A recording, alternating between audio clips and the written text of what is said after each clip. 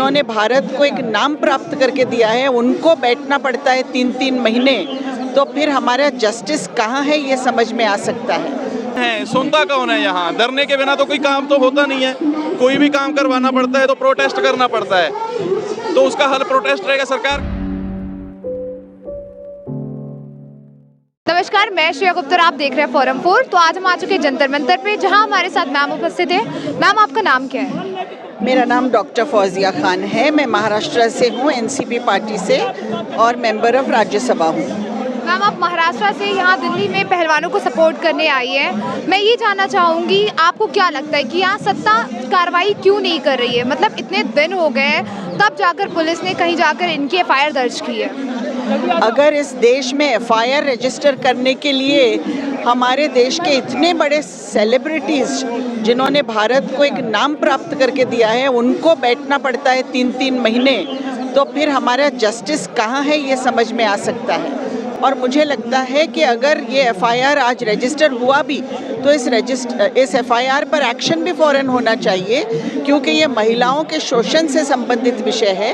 और जिस देश में महिलाएं शोषित हो रही है और सरकार सो रही है, तो उस देश का क्या हाल होगा ये हम समझ सकते हैं। मैम, जब निर्भया जैसे कांड को यहाँ पे 12 साल लग गए भारत में वो न्याय मिलने में, तब आपको क्या लगता है कि इन पहलवानों को और कितना वक्त लेगी सरकार न्याय देने में? सबसे पहले न्याय तो ये होना चाहिए कि जिस पे आरोप है उसको उसकी कुर्सी से हटाना चाहिए। वो भी करने की हिम्मत नहीं है सरकार में, तो फिर और क्या न्याय कब मिलेगा? पहले एक कदम तो उठाए सरकार। Ma'am, I want to know, जिस तरह ये पहलवान है, ये एक अपने स्पोर्ट्स के क्षेत्र में बहुत ऊंचे स्थान पर है। एक आम लड़की जिसके साथ ये घटना होती है, उसके मन और वो जो स्पोर्ट्स में अगर आगे इन्फ्लुएंस होकर जाना चाहती है, उस पर क्या असर पड़ेगा इन चीज़ों को लेकर? बहुत बुरा असर पड़ेगा, क्योंकि अगर महिला को हिम्मत करके आगे आना है किसी भी क्षेत्र में, तो उसको ये कॉन्फिडेंस होना चाहिए कि इस देश में उसे इंसाफ मिलेगा। दोपहर में केजरीवाल जी आए, सुबह प्रियंका गांधी। आपको नहीं लगता ये मुद्दे को पॉलिटिसाइज किया जा रहा है? हरगिज़ नहीं। अगर ये इंसाफ पहले हो जाता तो किसी को आने की आवश्यकता ही नहीं रहती। और हाल ही में सत्यपाल मलिक ने भी इस बात पे बोला था कि सरकार यहाँ माफ़ी मांगेगी, जिस तरह किसानों से माफ़ी मांगी गई थी। आपको क्या लगता है? मांगनी चाहिए सरकार ने माफ़ी। सर, आपका नाम? मेरा नाम प्रदीप मित्तल है।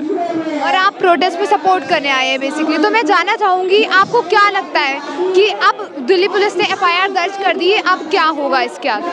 मैम, पहले तो ये है कि हम पंजाब से भारतीय किसान एकता डकौंदा से जथेबंदी से हैं, तो हम ये पहलवानों का समर्थन करने आए जो कि बृजभूषण ने जो ये सेक्सुअल हरासमेंट का उसके ऊपर लगा है, एफआईआर हो गई है, पर आगे उसका कुछ नहीं, उन्होंने हल निकाला नहीं है। अभी उसके लिए भी धरने लगाने पड़ रहे हैं कि उसको पकड़ो, बट कोई इसका अभी तक का हल नहीं निकल रहा। पर हम अब पंजाब से आए हैं, अपनी जथेबंदी से हमने उनको समर्थन दिया है कि जो भी आप जैसा प्रोग्राम हमें दोगे, हम आपके साथ एक कंधे से कंधा मिला के खड़ेंगे।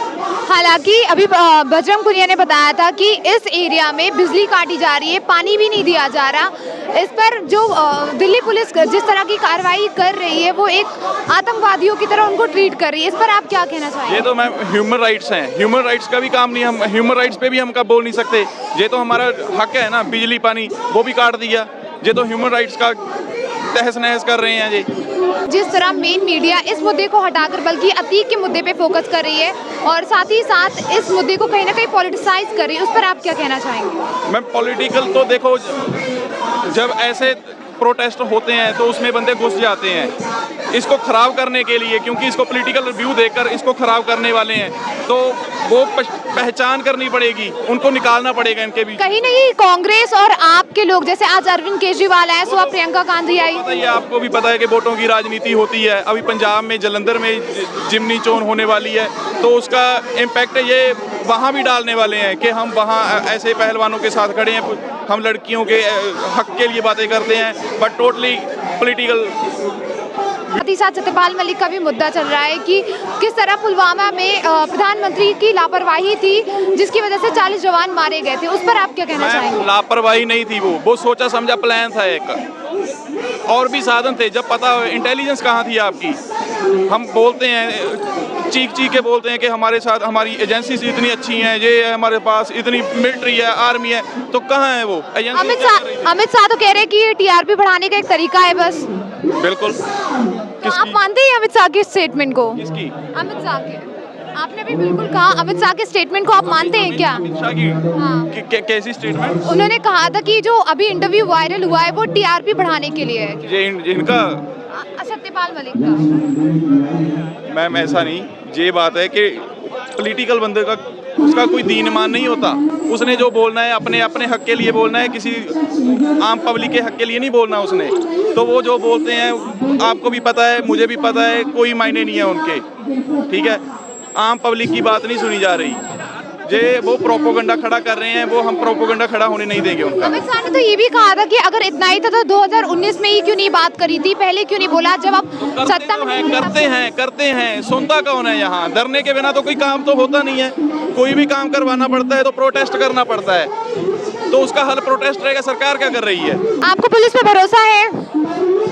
जे एक पुलिस होगी और एक पॉलिटिकल हो गए, ये मिल के काम करते हैं, ये आम पब्लिक के लिए नहीं होते। सरकार सरमाएदारों की होती है और जो पुलिस वाले हैं वो सरकार के होते हैं, सरमाएदारों के होते हैं, हमारे नहीं है वो। अगर करना होता तो पहले ही कर देते, पकड़ना होता तो कहाँ है पुलिस? क्या कर रहा है प्रशासन? जब वो उन्होंने बोला तो उसकी छानबीन करते, छानबीन करके उसका रिजल्ट देते, कुछ नहीं। अभी बोल रहे हैं कि पहले FIR, पहले हम तहकीकात करेंगे और फिर भी उसको गिरफ्तार करेंगे। ये क्या हुआ? लेकिन हाल ही में बबीता फोगाट का भी एक स्टेटमेंट आया है इस प्रोटेस्ट को लेके कि सरकार आपके साथ है। इस पर आप क्या कहेंगे? वो तो आप सरकार में है, वो तो खुद सरकार में है, वो तो सरकार की बोली बोलेंगी ना। तो मतलब यहाँ खुद अपनी बहनों को भी सपोर्ट नहीं करेंगे वो? राजनीति में कोई बहन नहीं होता, कोई भाई नहीं होता। और अंत में आप हमारी जनता से क्या कहना चाहेंगे? जनता से ये कहना चाहते हैं कि ज़्यादा से ज़्यादा लोग यहाँ आएँ, इन लड़कियों के साथ जो हमारे देश का गौरव है इनके साथ खड़े। अगर यहाँ लड़की सेफ नहीं है तो क्या सेफ है?